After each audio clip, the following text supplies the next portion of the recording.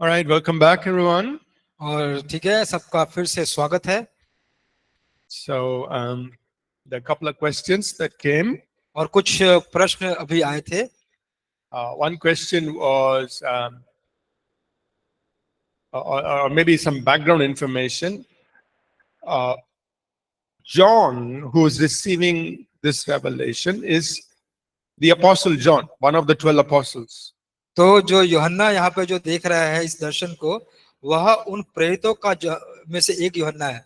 So, the book of Revelation was written in the year around 96. तो यह जो 96 की सदी में, ईस्वी में इसको लिखा गया था।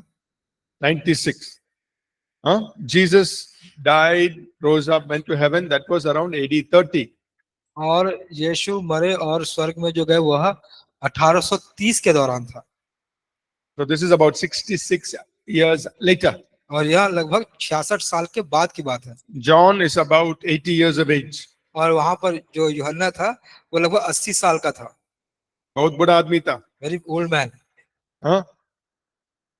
And he's having a vision और उसको वह दर्शन मिल रहा है of what is going to happen in the future. जो स्वर्ग में होने वाला है उसके बारे में। Understood? आप समझे? So it is still the same Apostle John तो वह वही प्रेरित यूहन्ना है who walked with Jesus, जो यीशु के साथ चला फिरा। but now it is about 60 years later. लेकिन अब यह लगभग 60 साल के बाद की बात है। So he's very old man. यह बहुत बूढ़ा व्यक्ति है Has been in his 80s now. और वह अपने 80 के दशकों में जी रहा है। And he is having a vision of what is going to happen 2000 years later in the future. और वह जो More than 2000 years. जी जो 2000 साल के बाद या उससे ज्यादा में क्या होने वाला है भविष्य के बारे में, उसके बारे में उसको दर्शन मिल रहा है। Okay. ठीक है। Now, just for interest, और आपकी रुचि के लिए एक बार, if John, who was living in AD 96, कि यूहन्ना जो AD 96 में जी रहा था, if he saw an aeroplane, अगर वह एक एरोप्लेन विमान को देखता,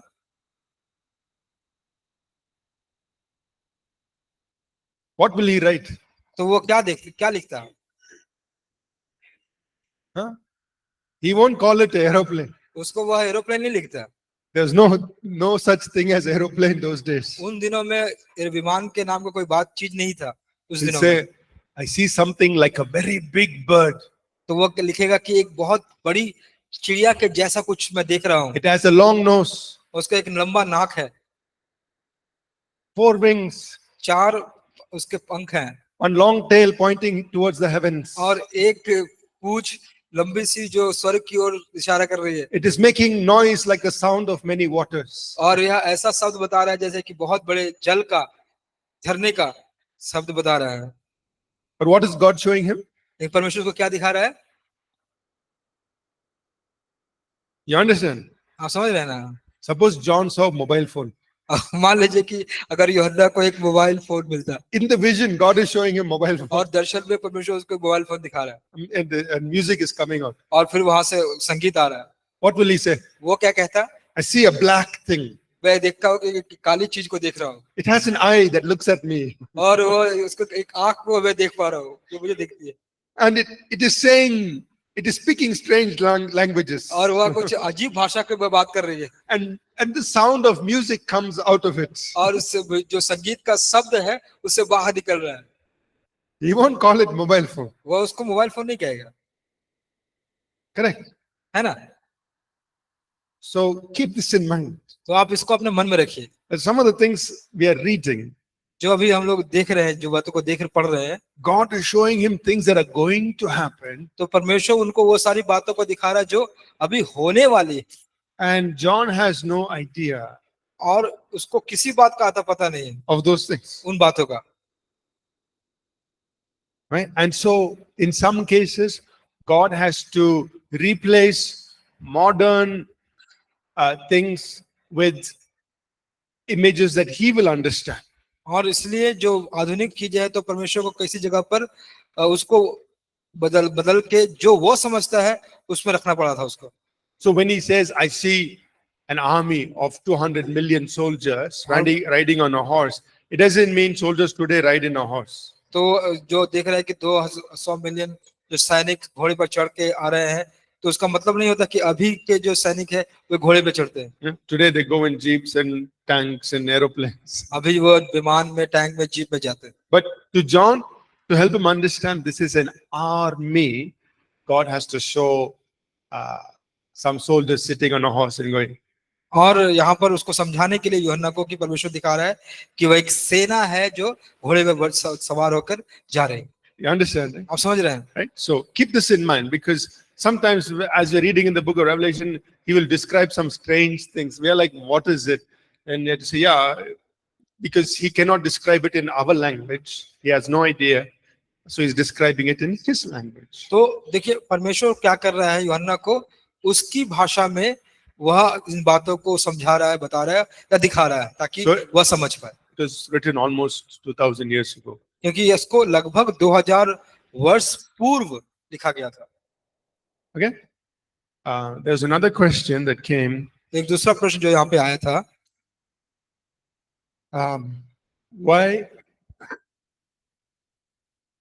why are children born deformed?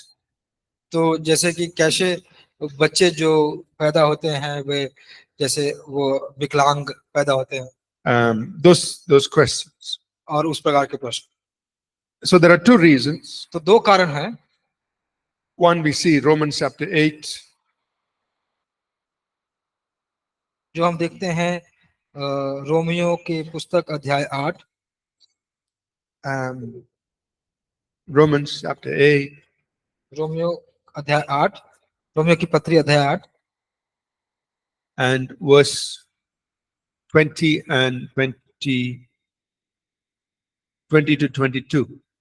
और उसका 20 से लेकर 22 तक। Romans 8, 20 to 22. रोमियो का 8 का 20 से लेकर 22 तक। क्योंकि सृष्टि अपनी इच्छा से नहीं पर अधीन करने वाले की ओर से व्यर्थता के अधीन इस आशा से की गई कि सृष्टि भी आप ही विनाश के दासों से छुटकारा पाकर परमेश्वर की संतानों की महिमा की स्वतंत्रता प्राप्त करेगी। क्योंकि हम जानते हैं कि सारी सृष्टि अब तक मिलकर कहराती और पीड़ाओं में पड़ी तड़पती है। Look at verse 21. तो आप 21 वचन को देखिए। It says, creation will be delivered from the bondage of corruption. कि सृष्टि ही को दासत्व से छुटकारा मिलेगा। That means right now, इसका मतलब है अभी creation is under the bondage of corruption. जो सृष्टि है वह दासत्व के और भ्रष्टाचार के बंधन में है। A time is coming in the future और भविष्य में एक ऐसा समय आएगा when creation will come out of this. और जहाँ पर यह सृष्टि इससे बाहर आ जाएगी। But right now it is in bondage to corruption. तो अभी यह भ्रष्टाचार के बंधन में है। So what happened? When God created things, जब परमेश्वर ने चीजों को बनाया, He created everything perfect. वह सबको सिद्ध बनाया। And He put processes in place that would continue in a very perfect way. और उन्होंने इस प्रकार के प्रणालियों को उस जगह पे स्थापित किया कि सारी बातें लगातार एक सिद्ध रूप से होती जाएंगी। So He created Adam and Eve perfect. और उसने आदम और हव्वा को सिद्ध रूप से बनाया। And He created in them the ability to have children. और उनमें योग्यता दी कि वे बच्चे उत्पन्न करें। And children will be born perfect. और फिर जो बच्चे हैं वे भी सिद्ध उत्पन्न हो। That's how God designed everything. और इसी प्रकार से परमेश्वर ने सारी बातों की बनावट की। Creation was designed in a perfect way. और जो सृष्टि थी उसको एक सिद्ध रूप से उसको बनाया गया। But because of sin, लेकिन पाप के कारण creation went into bondage of corruption. कि जो सृष्टि थी वह भ्रष्टाचार पाप के बंधन में चली गई। Corruption means it is not according, it is not in a perfect state. It is not according to God's original design. तो जो करप्शन या भ्रष्टाचार का मतलब होता है कि वह सिद्ध तरीका नहीं है या परमेश्वर का जो सिद्ध बनावट था उसके अनुसार नहीं। You understand? So everything God created, कि जो भी चीज परमेश्वर ने बनाया it is now under corruption.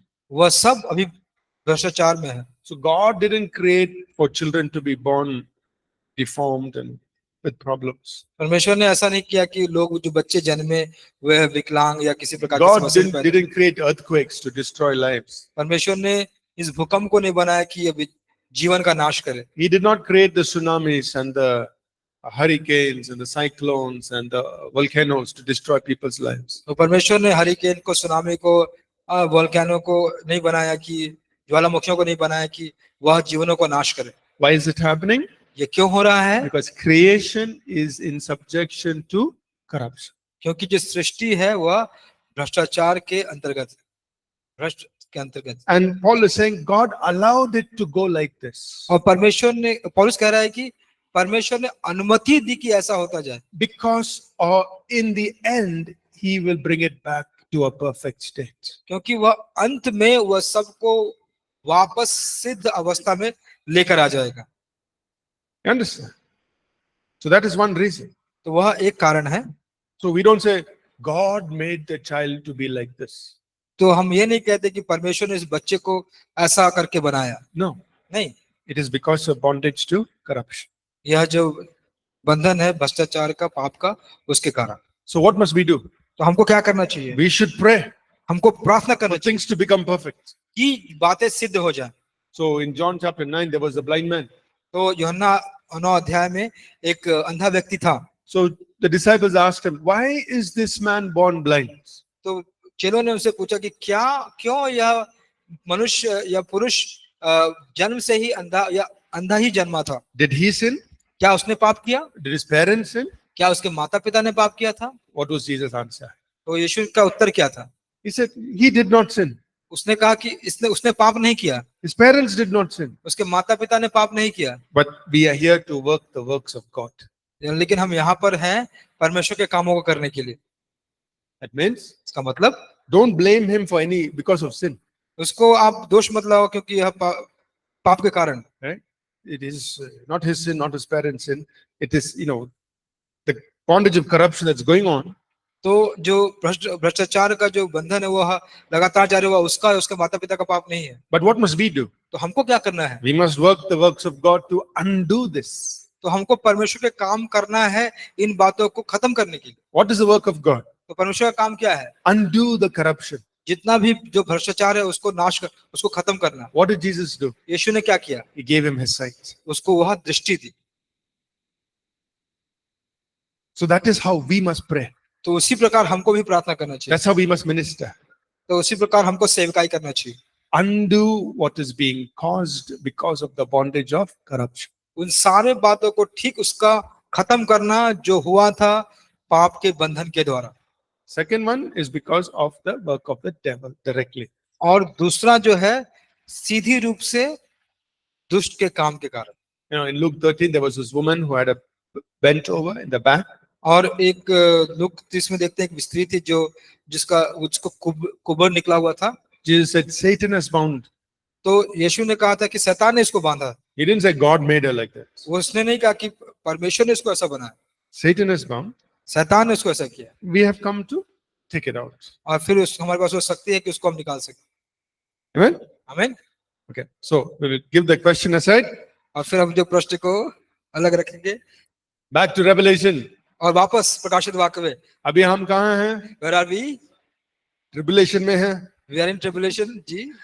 Revelation chapter 7. सो प्रकाशित वाक्य 7 में। So what we have see next? तो हमको क्या अब अगला देखना है? Chapter 7. अध्याय 7। There are 144,000 Jewish people. वहां पर 1,44,000 यहूदी लोग, 12,000 from each of the 12 tribes. और 12,000 प्रत्येक जो ट्राइब थे उनमें। They are marked and anointed by God. और उनको चिन्हित किया गया है और परमेश्वर के द्वारा अभिषेक किया And गया they है। will be preachers of the gospel during the tribulation. और वे सुसमाचार के प्रचारक होंगे उस क्लेश के दौरान।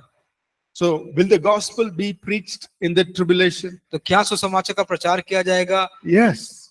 कहाँ? क्लेश में। हाँ, किया जाएगा। These 144,000 Jews, और यहाँ पर 1,44,000 यहूदी, they will be preaching the gospel. तो वे प्रचार करेंगे सुसमाचार का।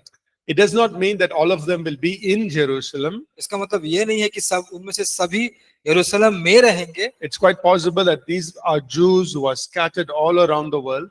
और हो सकता है कि बहुत संभव है कि ये सारे यहूदी जो अभी तितर बितर थे पूरे संसार में, And they are preaching Jesus. तो वे यीशु का प्रचार कर रहे हैं। So we say, why God is doing this? तो आप कहेंगे क्यों परमेश्वर ऐसा कर रहे हैं? Why 144,000? तो आप कहेंगे क्यों 1,44,000? Why the Jews? क्यों यहूदी ही? There's a reason, there's a purpose. तो उसका एक कारण है, उसका एक उद्देश्य है। It doesn't tell us here, तो वो हमको यहाँ पे बताता नहीं है, but maybe we can think of some reasons. तो हो सकता है कि हम कुछ कारणों को सोच सकते हैं। Right? Maybe God is, bringing the Jews to a place where they are now finally accepting Jesus as the Messiah.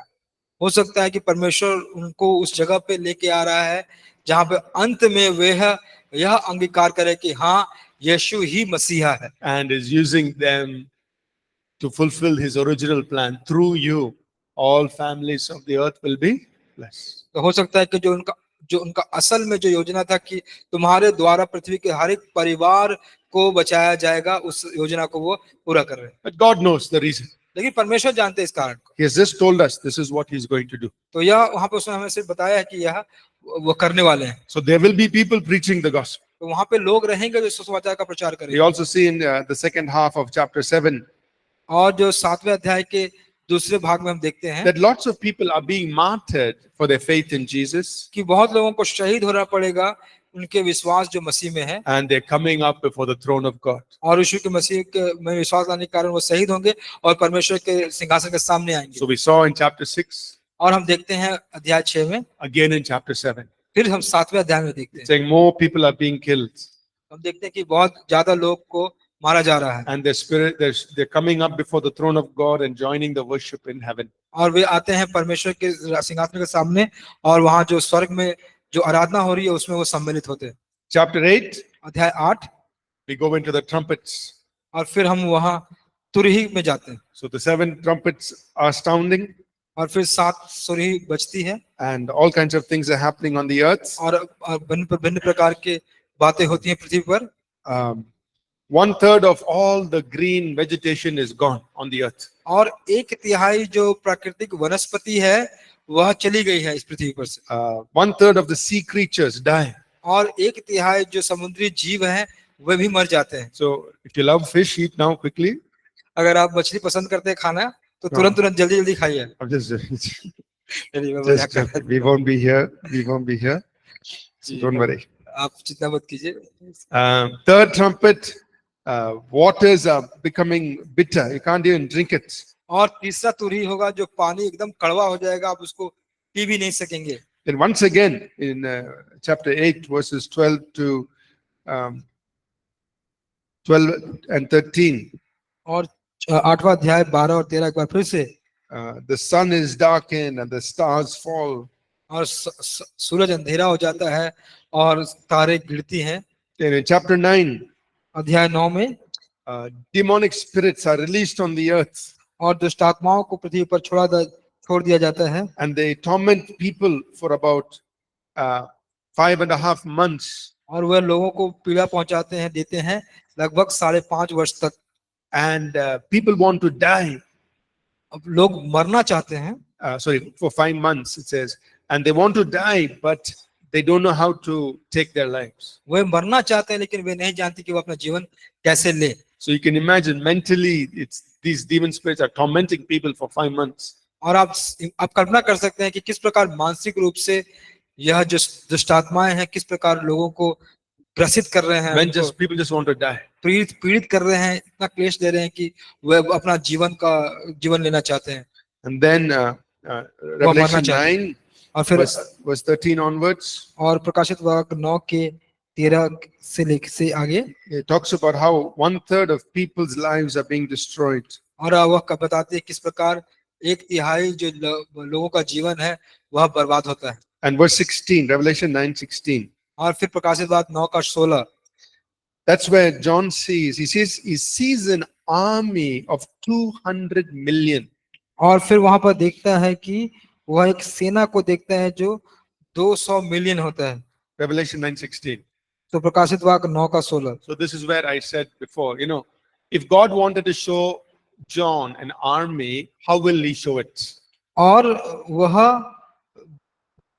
अगर अगर इसलिए मैंने पहले कहा था कि अगर परमेश्वर यूहन्ना को अगर एक सेना दिखाना होगा तो वो कैसे दिखाता। If he showed John people coming in tanks or people coming in, with all these guns and marching and on, John won't understand what that is. अगर यूहन्ना को परमेश्वर दिखाता सैनिक को जो एकदम जो टैंकों पर आते हैं और वह मार्च पास करते हुए दस्ते के रूप में आते हैं, तो यूहन्ना इसको नहीं समझता।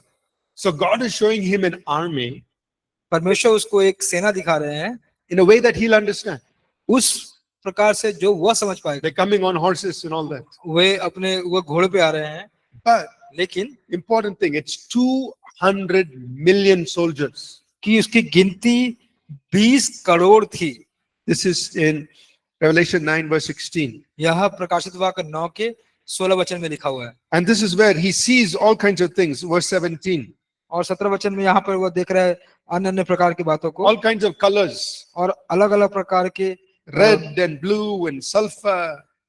वह लाल और नीला और गंधक का रंग देख रहा है। And there is fire, smoke and brimstone. और फिर वहां पर जो धूम्रकांत होती है और झिलमें होती हैं। And look at verse 19. और 19वां वचन देखिए।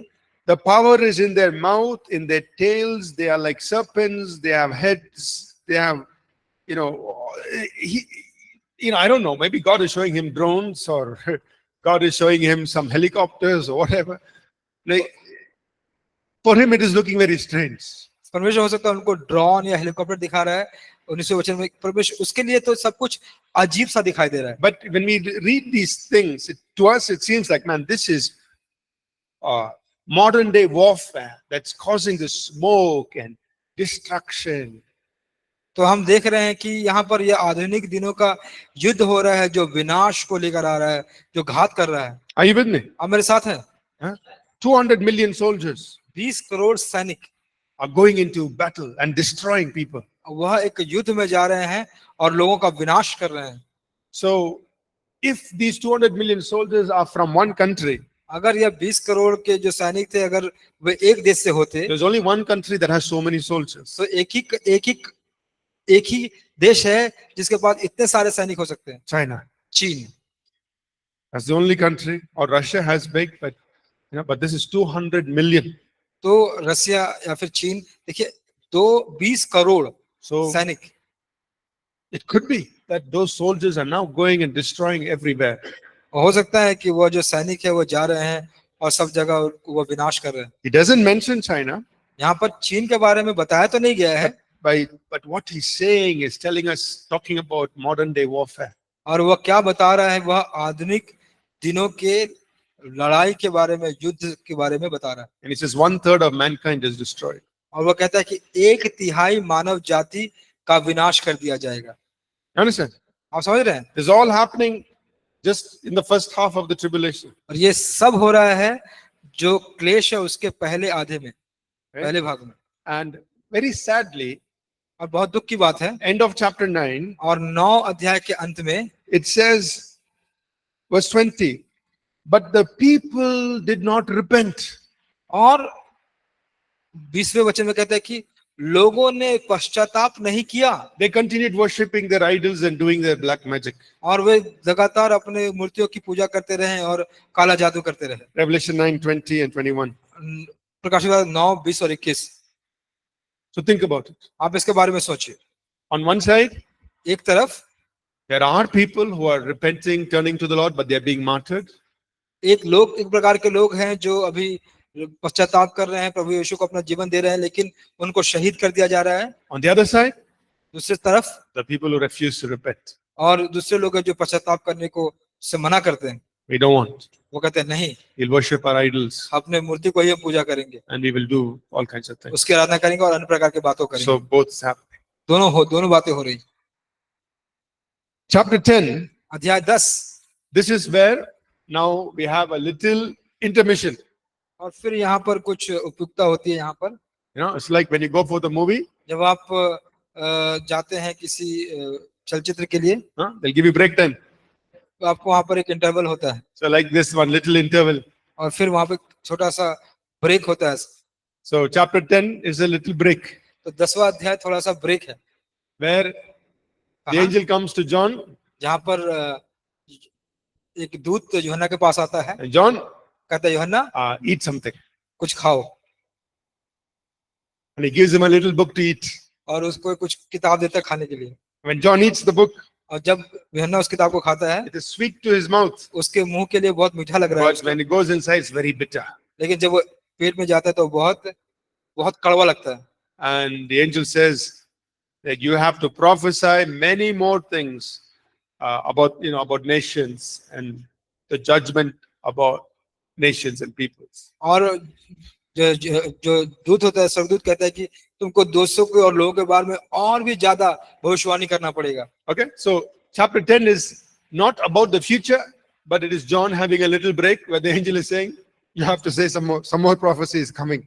जो 10वां जो अध्याय है वह भविष्य के बारे में नहीं है, लेकिन यूहन्ना को वहां पे जो स्वर्गदूत ब्रेक देता है और कहता है कि बहुत सारी ऐसी बातें हैं जिसको भविष्यवाणी तुमको करनी पड़ेगी। So Revelation chapter 11 is very important. तो जो प्रकाशित वाक्य अध्याय 11 है वह बहुत जरूरी है। That is exactly the middle of the tribulation. वह एकदम सटीक जो महाक्लेश है उसके मध्य का समय है। So Revelation chapter 6 to 10 or 6 to 9 was before the middle of the tribulation. तो रेवलेशन या प्रकाशित 6 से 9 वह जो महाक्लेश के मध्य के पहले का भाग है। Chapter 11 onwards is after the tribulation. और जो प्रकाशित 11 है वह जो मध्य का जो भाग है क्लेश का, उसके बाद का समय। How do you know that? आप उसको कैसे जानते हैं? Let's read the first 3 verses. Revelation 11, 1 to 3. आइए हम पढ़ेंगे प्रकाशित 11 1 से 3। फिर मुझे नापने के लिए एक सरकंडा दिया गया और किसी ने कहा, उठ परमेश्वर के मंदिर और वेदी और उसमें उपासना करने वालों को नाप ले, पर मंदिर के बाहर का आंगन छोड़ दे, उसे मत नाप, क्योंकि वह अन्य जातियों को दिया गया है और वह पवित्र नगर को 42 महीने तक रौंदेंगी। मैं अपने 2 गवाहों को यह अधिकार दूंगा कि टाट ओढ़े हुए 1260 दिन तक भविष्यवाणी करें। Okay. So what does it say? How many months? Bayalis. हाँ मनी कितने महीने? 42 महीने। Bayalis. 42 months. 42 महीने Or 1260 days. और 1260 दिन। So 42 months, kitna? 3.5 years. तो 42 महीने कितना हुआ? 3.5 साल। So very clearly it is mentioned. तो साफ रीति से 3.5 साल बताया गया है यहाँ पे।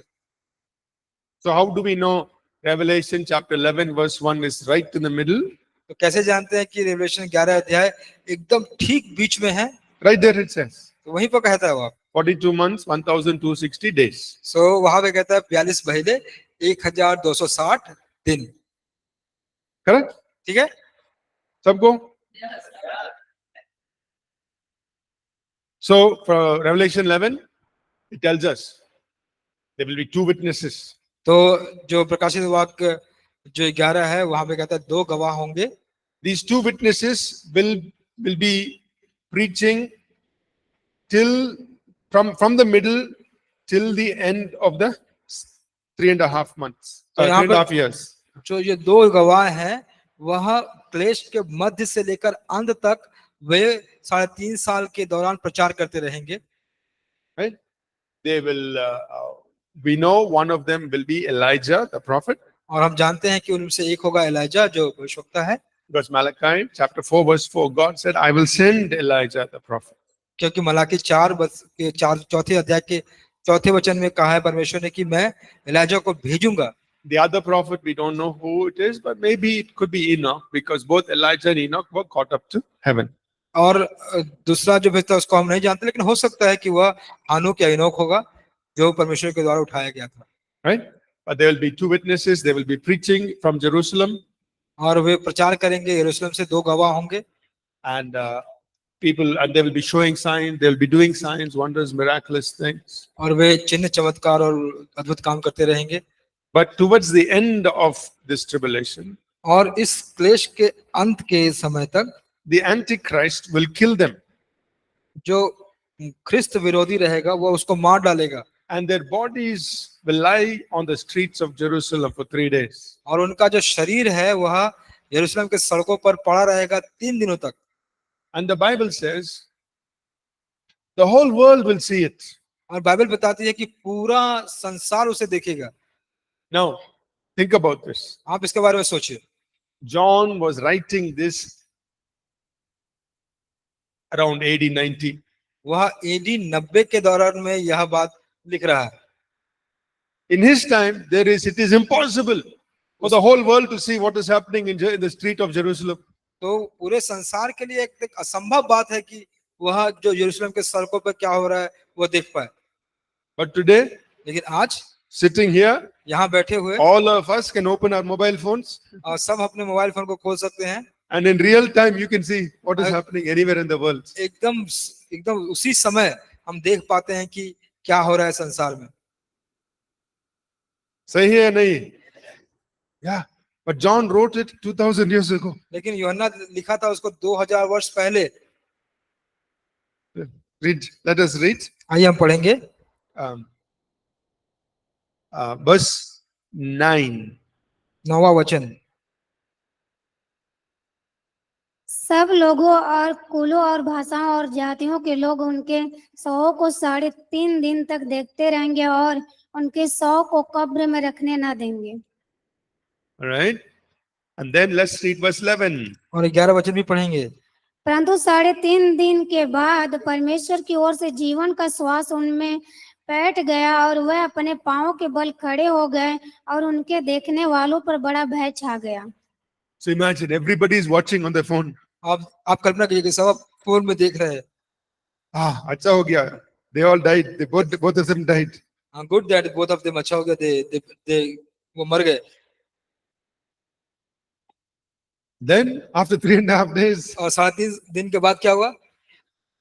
they stand up on their feet. वे अपने पैरों पर खड़े हो गए They go up to heaven. और फिर वे स्वर्ग में चले गए। And it says whole world is watching. और वचन कहता है कि पूरा संसार उसको देख पा रहा है।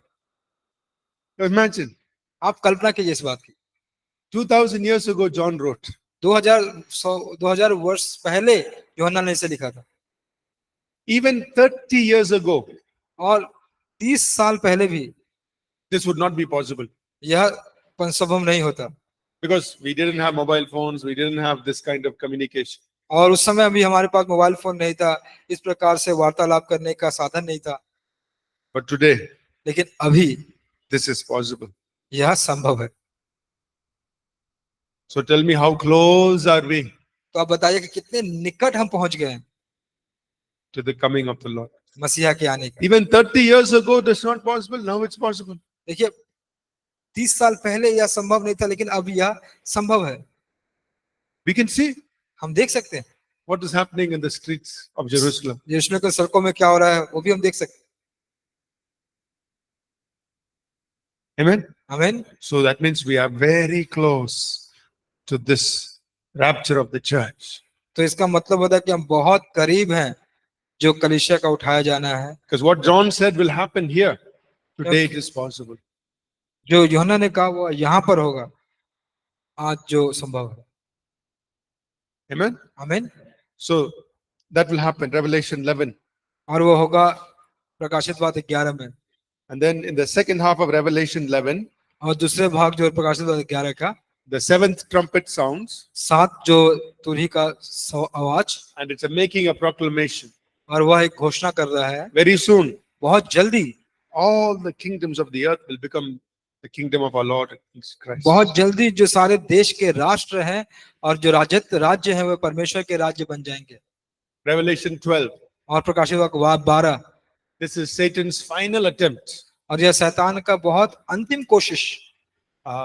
he tries to go into heaven. वह कोशिश करता है स्वर्ग में जाने का, But Michael and the archangel say, no place here. Michael जो स्वर्गदूत होता है कहता है यहाँ पर कोई जगह नहीं है, They throw him out of heaven. और उसको फिर You can't come here. स्वर्ग से बाहर फेंक देते हैं, कहते हैं कि तुम यहाँ पर नहीं आ सकते। And the Bible says the devil comes back with great anger. और फिर बाइबल बताती है कि जो शैतान आता है वह पूरे क्रोध के साथ वापस आता है, And he goes after the woman, which is the nation of Israel, और वह उस स्त्री के पीछे जाता है जो इजराइल का देश है, and all those who have the testimony of our Lord. और उन सब के पास जो जिनके पास प्रभु का गवाही है, Because he knows his time is short. वो जानता है कि उसका थोड़ा समय ही बाकी है, And he knows he has only 3.5 years. कि वो जानता है कि उसके पास सिर्फ 3.5 साल बचा है। So, तब let's read some verses here. आइए हम कुछ वचन को पढ़ेंगे। I will point out the verses. Let us read verse 12. आइए हम 12 वचन पढ़ेंगे। Read verse 12, 12 to 14, and also verse 17. 12 से लेकर 14 तक पढ़िए, उसके बाद 17 भी पढ़िए। तब उन्हें स्वर्ग से एक बड़ा शब्द सुनाई दिया, यहाँ ऊपर आओ। यह सुन वह बादल पर सवार होकर अपने बैरियों के देखते देखते स्वर्ग पर चढ़ गए। फिर उसी घड़ी एक बड़ा भूकंप हुआ और नगर का 10वां भाग गिर पड़ा, और उस भूकंप से 7,000 मनुष्य मर गए और शेष डर गए। और स्वर्ग के परमेश्वर की महिमा की दूसरी विपत्तियां बीत चुकी, देखो तीसरी विपत्तियां शीघ्र आने वाली है। प्रकाशित वाक्य 12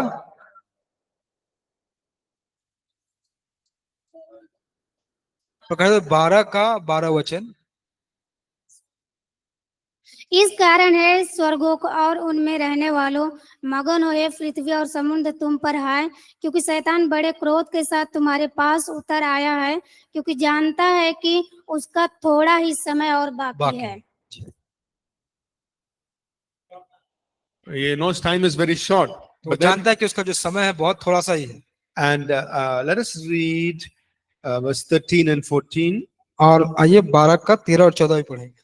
जब अजगर ना देखा कि मैं पृथ्वी पर गिरा दिया गया हूँ, तो उस स्त्री को जो बेटा जनी थी सताया, पर उस स्त्री को बड़े उकाब के 2 पंख दिए गए कि सांप के समान से उड़कर जंगल में उस जगह पहुंच जाए जहां वह एक समय और समयों और अंधे समय तक पाली जाए।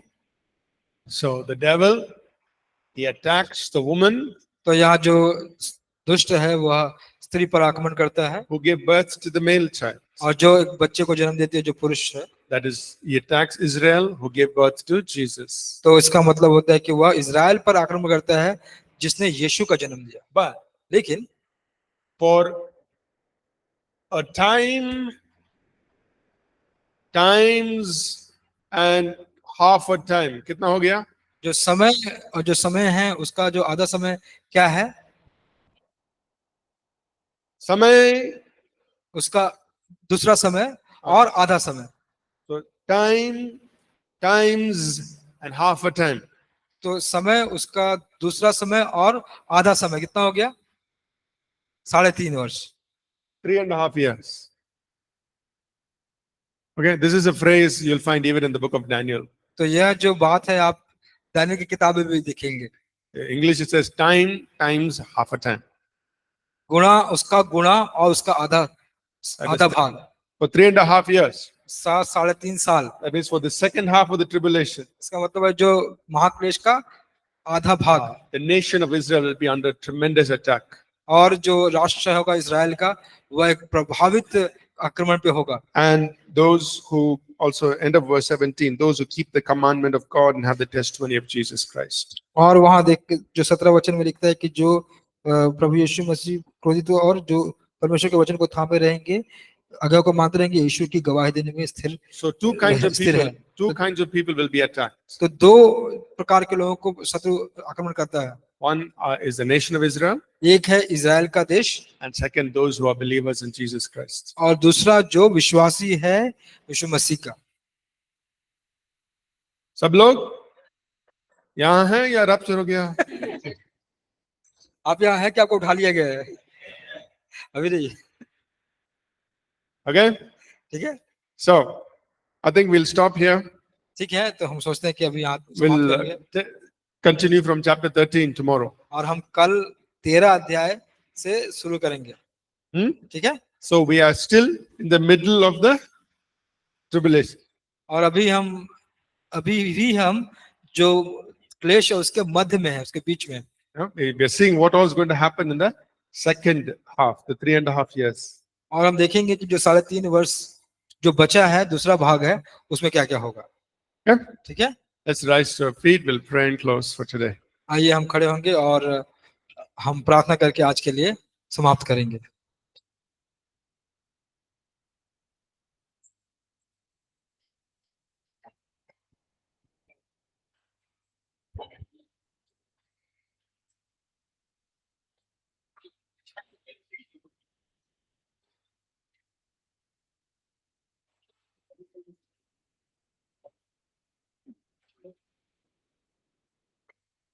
Let's pray. आइए प्रार्थना करेंगे। Father, we thank you for this time in your word. प्रभु आपका धन्यवाद करते हैं इस समय के लिए आपके वचन में, Thank you for things we could see and understand. और प्रभु जी धन्यवाद करते हैं उन बातों का जिसको हम देख सकते हैं और समझ पाए। And Lord, we pray that as we continue, things will become clear for us. और हम प्रार्थना करते हैं पिता कि जितना हम लगातार सीखते जाएंगे ये सारी बातें हमारे लिए साफ हो जाएंगी। We thank you, Lord. हम प्रभु जी आपका धन्यवाद करते हैं In Jesus' name. यीशु के नाम से, Amen. आमीन। Amen.